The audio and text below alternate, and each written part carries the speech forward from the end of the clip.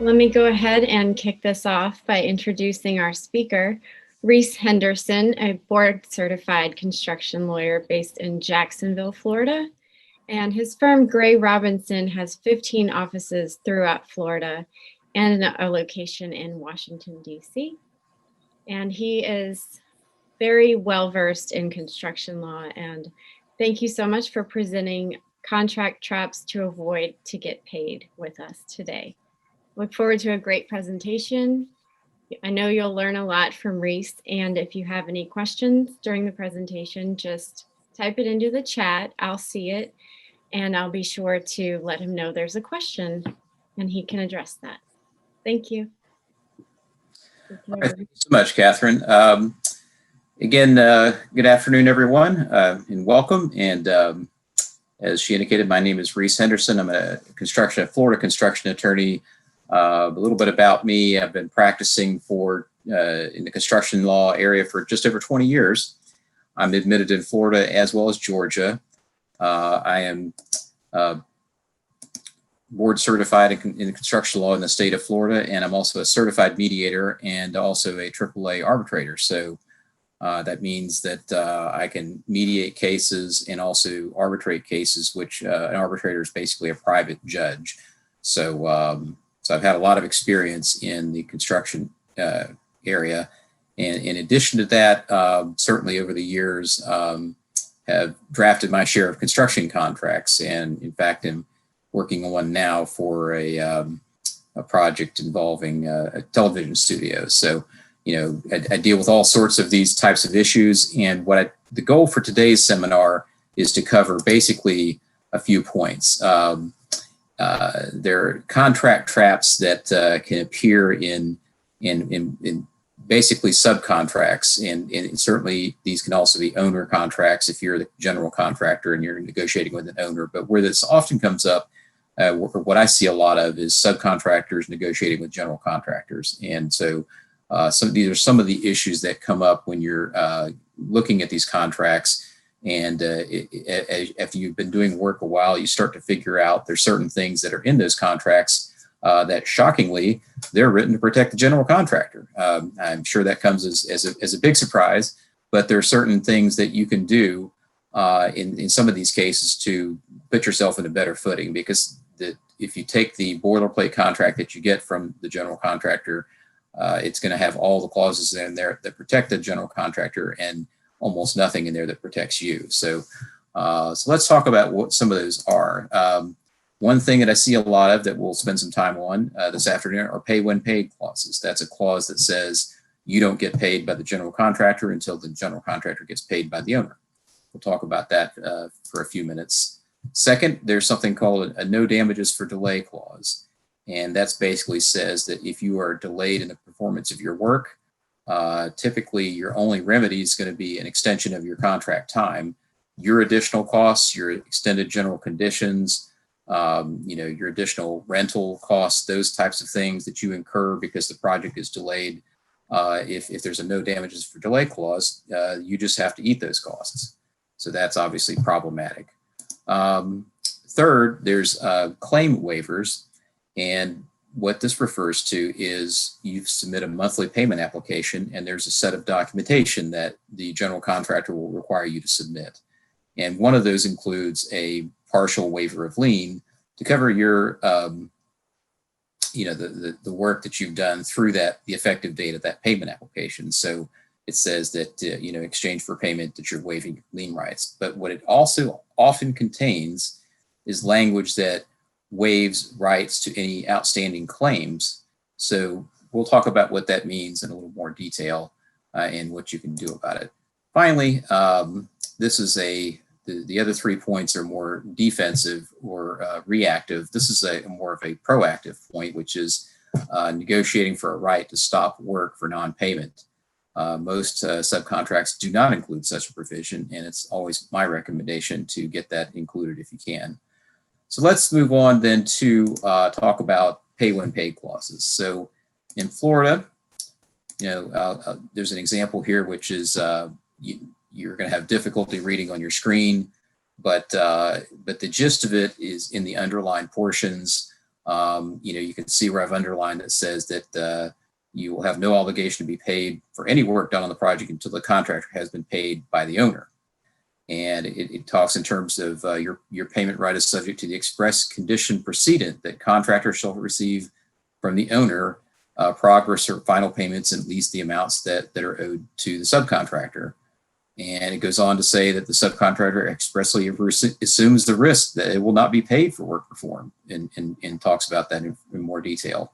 And further, that the subcontractor is relying solely on the credit and the ability to pay of owner.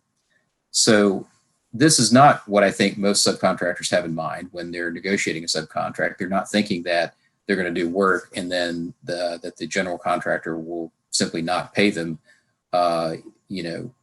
based upon the fact that there's issues with the owner. But that is in fact how most subcontracts read. And so that's something we should talk about. And how do you deal with that? Well, to start with, you might ask yourself, well, and I have been asked, is that legal? Is that enforceable? If they say that they can withhold payment from me, I could do all my work and work could be perfect and accepted, but if the general contractor isn't paid, does that mean they owe me nothing? Well, in Florida, the answer is yes, but. And the key case in Florida came out of the Florida Supreme Court back in 1977, the Peacock Construction Company versus Modern Air Conditioning, Inc. And what the court said there is that, yes, these clauses are enforceable, but the tie basically goes to the subcontractor.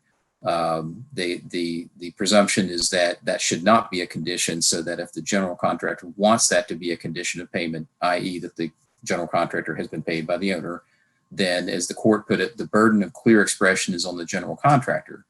So in layman's terms, what that means is that if the clause is ambiguous, if it's not clear, then it's not enforceable, and that the court will construe the pay when paid clause as simply a reasonable time for payment, but that payment by the owner would not be a condition precedent, or it wouldn't be a requirement for the general contractor to owe the subcontractor. So as a result of the Peacock decision, this is why careful general contractors who have competent construction lawyers who draft their contracts for them, they always make sure that clause is crystal clear, that payment by the owner is a condition precedent or is a requirement before the general contractor owes the subcontractor. So that's the state of the law in Florida. Now, there's one important difference here. So, and again, you'll generally see, to make that clear, you'll see that language that says it's an express condition precedent.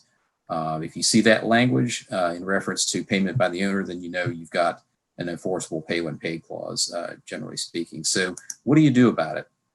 Well, in general, let me just say that, you can't typically do anything about getting these clauses stricken. The general contractors understand that, they don't want to be on the hook for paying your bill, and paying it out of their own pocket. They are generally not receptive to removing that clause. But there's language that I included in the example earlier that was very small that you probably couldn't read. So I repeated it here. And that language says that the liability of the surety on the contractor's payment bond, if any, is also subject to the same condition precedent, meaning that you couldn't make a claim against the payment bond unless the contractor had been paid by the owner. Now, in Florida, there are two different types of payment bonds. There's the traditional payment bond, which is what I'm going to be talking about here. But I want to just be clear, there's something called a conditional payment bond.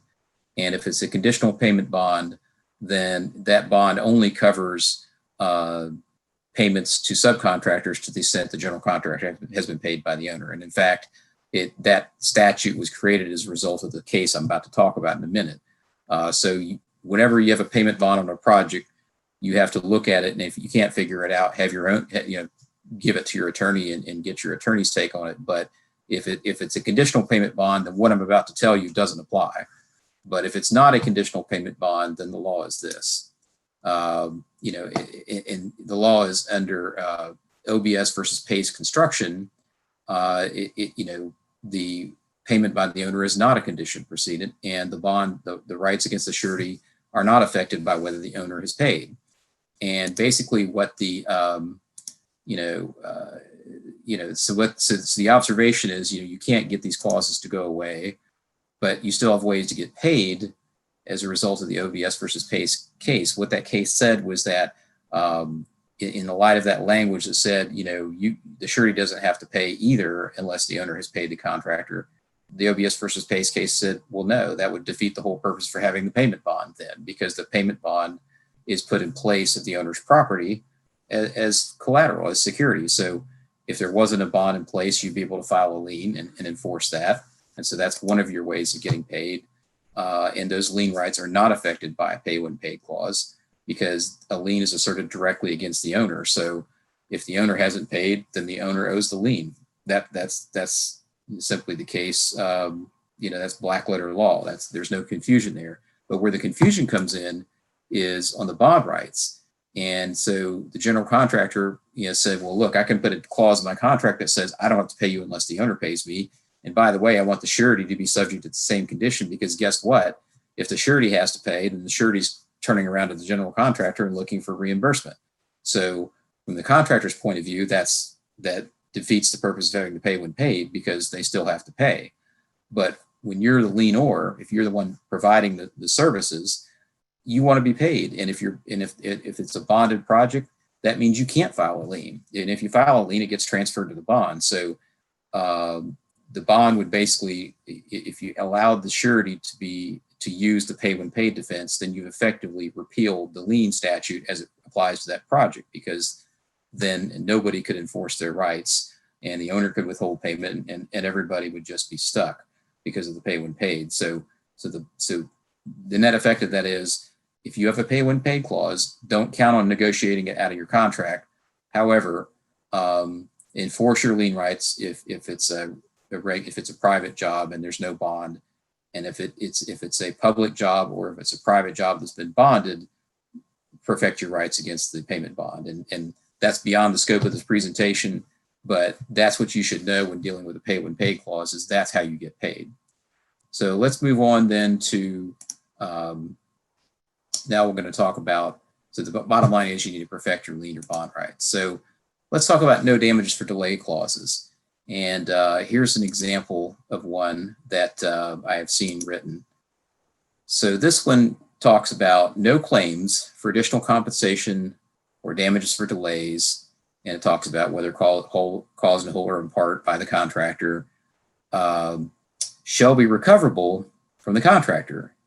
And it says, in the above mentioned extension of time, which was language in a previous paragraph, shall be the sole remedy of the subcontractor. So what this clause is saying is that if you're delayed on your project by actions of the contractor, or maybe by another subcontractor, or even by the owner, you are not going to get any additional money, whether that's for your extended general conditions, whether that's for overtime for your employees to make up the delays, whether that's extended rental on the equipment that's sitting there that you can't use, and you were planning to be on the job for 2 weeks and now you're on the job for 3 to 4 weeks and you have all this additional rental.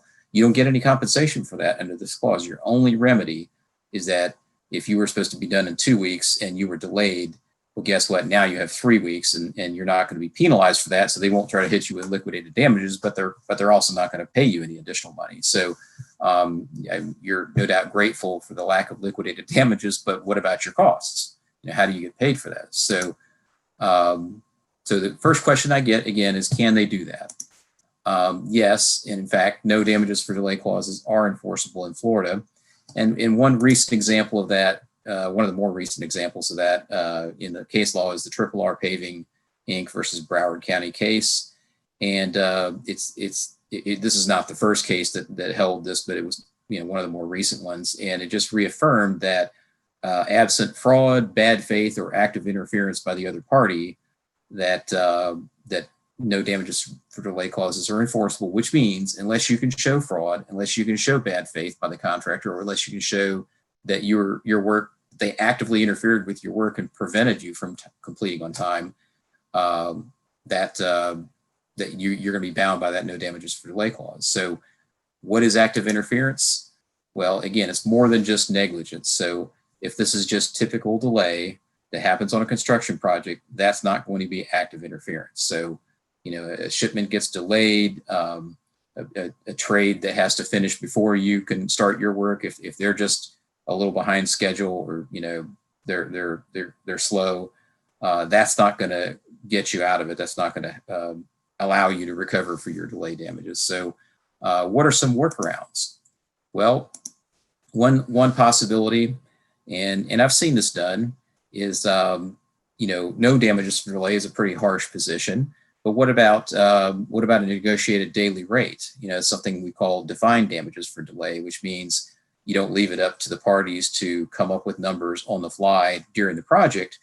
Instead, you agree when you negotiate the contract, and you basically document to the general contractor, look, if I'm delayed, it's going to cost me X. And you pretty much know, because you've bid the job, what your costs of performance are going to be. You know what your general conditions are going to be. You know what your equipment rental is going to be. Figure out a daily rate that would reimburse you for those damages, and try to negotiate that with the general contractor as a form of defined damages. And sometimes you can get that, sometimes they won't agree to that, but that's a reasonable approach. And it protects both parties, because the general contractor at least has an idea of what they're looking at. If there's an agreed daily rate, it's not, they're not hit out of the blue with a huge number. They know exactly how much it's costing them on a daily basis if they've negotiated that with you up front. Another approach that I've seen, because you can't always get a daily rate, as I suggested, one thing you can negotiate for oftentimes is for overtime compensation to overcome delays by others. Now, typically, if that's the negotiation, you're not going to get overhead and profit on that number. But if you have your employees keep detailed time records, and you submit those to the general contractor, you can often negotiate to at least, if the delay was not yours, and the general contractor comes to you and says, look, I know the framer delayed you, or the drywall guy delayed you, and you're just now getting in the project a week late, but I really need you to make up this time, help me out here. Well, you're going to have to throw in an extra crew, or bring on, or fill up the crew with a few more people, or whatever you have to do, bring on additional labor. There's a cost to that, right? And if you're having them working longer hours, if you're having them working weekends and holidays, you have to pay overtime comp. Negotiate with the general contractor, say, look, I'll be happy to help you out, but you need to pay for my overtime, because that's an additional cost that you did not consider. And you're basically doing the general contractor a favor. And that's something you can negotiate at contract time. That's also something you can ask for when it happens in the field. So, and many times the general contractor will be sufficiently motivated to get the project back on schedule that they will entertain that discussion. And again, as long as you don't get greedy, they're happy to negotiate and compensate you for that. But make sure when you have these situations that you document your delays in writing when they happen, and request compensation, so that even if the general contractor's just being really difficult and not wanting to agree to anything, document the delay anyway, and write a letter, email, or something, and ask for compensation. The worst case scenario is you send the email into cyberspace and nothing ever happens to it. But under the law, you may actually set up a case for a waiver. And what a waiver says is that even though the contract says X, if the parties perform in accordance with a different procedure than what's set forth in the contract, and you've established that as a regular practice throughout the project, you can set up a situation where that no damages delay clause will be waived, and then you could then recover your damages. But if you're not documenting the delays, if you're not asking for compensation, you'll never get set up for that situation. So again, it's not a guarantee, but if you want to try to get yourself in a position to recover delay damages at the end of the job, that would be the way to do it. So, Catherine, was there a question or something? I saw you popped up. Yes, there is, Reese. So Okay. there's one from Bob in Ohio. Okay. Bob asked, I've been told there is a difference between pay when paid and pay if paid. Yes, there is. I've been told that I forfeit any lien rights by agreeing that payment is a condition precedent because of the wording in the lien. does this vary by state? So yeah, so I am not an expert in Ohio law, so let me just put that out there right up front. And so if you want a definitive opinion from a lawyer on Ohio law, you should talk to an Ohio lawyer. What I can tell you is in Florida and generally speaking in Georgia as well, again, the whole purpose, and it does vary by state when it comes to lien rights in this sense. In Florida, you cannot waive lien rights in advance. So if I see language in a subcontract that says, in this, I see this from out-of-state contractors that come into Florida and do projects here. They'll include language that says, I, Mr. Subcontractor, waive all lien rights on this project.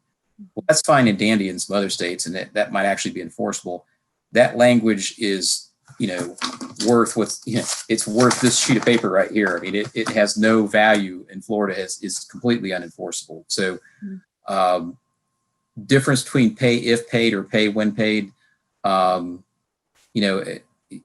in some states that may be a distinction that's meaningful. In Florida, it's the same thing. It amounts to the same thing. You may condition payment on being paid by the owner, but what you cannot do as a general contractor is deny a subcontractor their lien rights or bond rights through that clause. So you can write that up in the subcontract as many ways as you like, but at the end of the day, your subs will still have either lien rights or bond rights. It just depends on whether there's it's a regularly bonded project. Okay, thanks for that. And I just want to let everyone know, if you have a question, of course, there's people on here from all across the US, and lien laws do, of course, vary state to state. So if you post Absolutely. a question in our Expert Center community, and you tag your state, such as Ohio, a construction lawyer in Ohio will see those questions and they can answer and give you some advice from your specific state. So we do have attorneys in all states that are happy to help with some knowledge. Thanks. Let's get back to that. Sure. Yeah, and that's a good point, Catherine, because the laws do vary quite a bit state to state, and so what I'm telling you, I think is good advice in general when it comes to lien or bond rights. Is always look into it. That in virtually every state, that's the best way to get paid, and if you want advice on how the laws work in individual states, check with those attorneys. But the lien laws are on the books for a reason, because historically trade contractors had problems getting paid. So we talked about setting up a waiver for a no damages for delay clause. So let's talk about let's move on from that and talk about claim waivers so we can stay on track here and on time. Here's an example from a waiver and release of lien. And this is something that happens in other states as well. But this one states that this waiver and release applies to all facts, acts, events, circumstances, changes, constructive or actual delays, acceleration, extra work, disruptions, interferences, and the like, which have happened prior to the effective date hereof. And it says, accepting only claims currently unresolved for which written notice has been provided to the contractor. So notice that, first of all, if you have claims that you need to provide, as I mentioned a moment ago, when it comes to delays, and it's not just for delays, it would also be for extra work claims, change conditions claims, any type of claims, always comply with the contract's written notice requirements. I'm not going to get into too much detail about that, but on almost any type of claim, whatever it is, whether it's for delays, whether it's for, differing site conditions, whether it's for, extra work, there's going to be a requirement in the subcontract that you have to give notice within X number of days. Sometimes it's 48 hours. I mean, sometimes it's very short. So know what those are ahead of time and send the notice. I mean, it's as simple as sending an email in most cases. But with this is a payment application waiver. And it says, so unless you've given written notice, you haven't preserved it. But then you also have to list it, because it says for which written notice has been provided to contractor as follows. So what that's telling you is, in addition to providing the written notice, you also need to list that claim in the blank provided in the lien waiver. Because if you don't, it goes on to say, except as specifically described above, subcontractor expressly waives all claims against contractor. So what is this doing here? What is the purpose of this? Well, it's very intentional on the general contractor's attorney's part. What they are trying to do is flesh out claims, because the last thing the general contractor wants to have happen is to get to the end of the project, do their final draw, which from the general contractor's perspective is that's the draw that they get their, their profit, their fee out of. That's the last draw. Everybody's been paid and they finally get their fee. Well, the last thing they want to have happen when their fee comes up is to have subcontractors come out of the woodwork asking for changes at the very end of the job. So this is designed to say, Mr. Subcontractor, if you have a claim, you better list it here, because if you don't, we're going to assert this waiver against you. And, and I've seen it happen where, subcontractors don't read these waiver forms. They just sign them. And then they come to me later and say, hey, I have this change order claim. And I got to be, well, I have to be frank with you. We can try, but, you've signed a waiver saying that there weren't any claims. And then you want to come at the end of the job and ask for a change order. Good luck. I've also seen it where they've come to me. We've inserted the language to preserve the claim, and then the office involved switches managers, and the new manager doesn't realize it and signs a waiver without the preserving language. So you have a series of lien waivers that have the correct language, and then you have one that omits the correct language. Well, what's the legal effect of that? Well, you get to pay your lawyer to find out, because it's going to be up to the judge or jury to decide what the effect of that is. And that's obviously not where you want to be. So what do we do about these? Well, and yes, you can do that.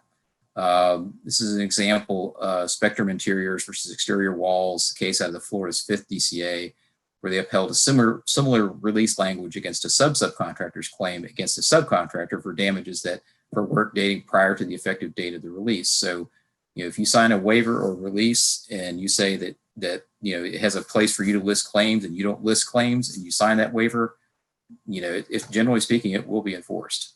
That's the purpose of the waiver. So best practices here are read the lien waiver language very carefully. Do not sign any lien waiver without reviewing it, because you should not assume that it's a form or it's standard or anything like that, because oftentimes, in fact, more and more it's the case that it's anything but standard. There's all sorts of things being put into lien waivers these days. Warranties are being buried in there. Indemnifications are being dumped in there. It's almost a grab bag. So you need to assume, especially if it's a general contractor that you're not used to working with, and they have forms that you're not familiar with, assume that there's stuff buried in there and go on a hunting expedition to find it, because 4 times out of 5, you're going to find stuff that you did not expect to be there.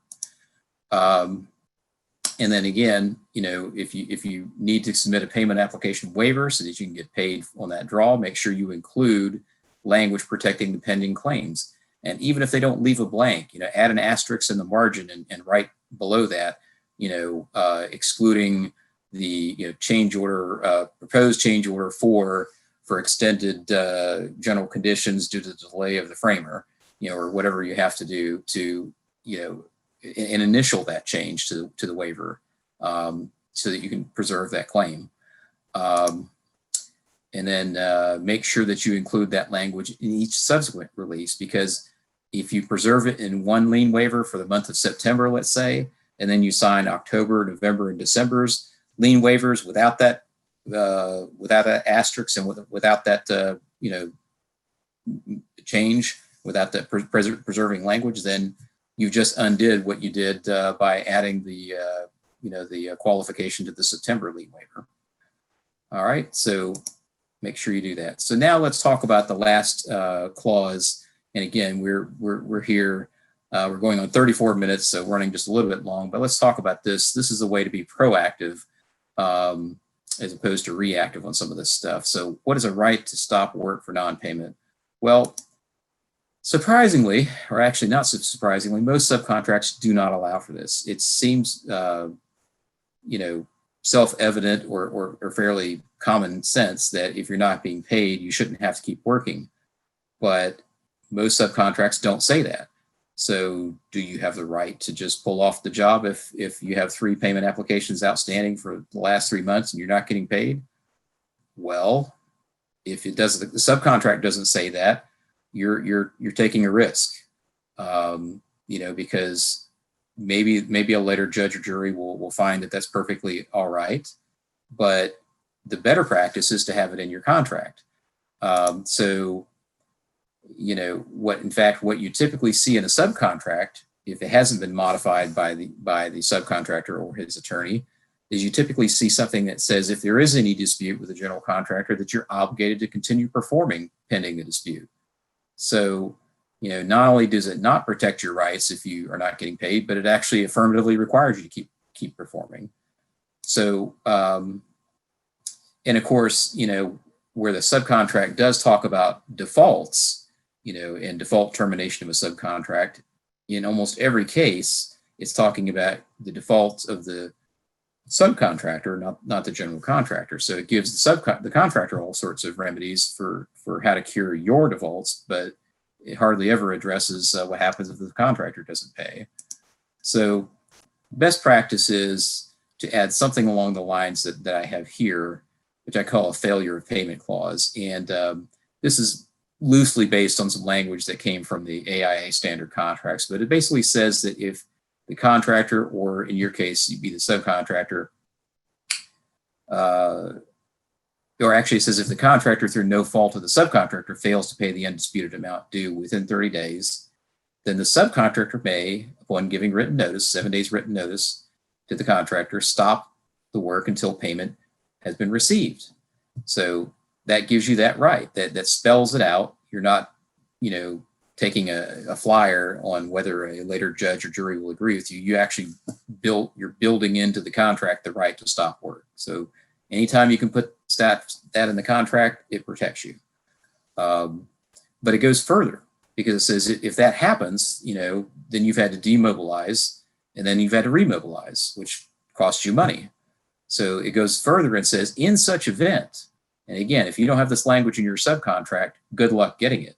But it says, in such event, contract time shall be extended appropriately, and the contract sum shall be increased by the amount of subcontractor's reasonable cost of shutdown, delay, and startup. So this is a way to proactively give yourself the right to not only stop work if you're not getting paid, but also if you do exercise that right and then you have to demobilize, wait, and then remobilize, that you would not only be protected from any claim of breach by the general contractor, but you would also be entitled to compensation for your demobilization and remobilization expenses. So again, you will almost never find this in a subcontract drafted by the general contractor's attorney. So you have to add it if you want to see that in your subcontract. So I could talk about a lot of other traps, but those are some big ones that come up a lot. So with that, I'll open it up for any questions. Yeah, we do have 2 questions right now. One from Carrie that says, if our negotiations are included in our proposal and our proposal is included in the subcontract as an exhibit, which document will hold weight?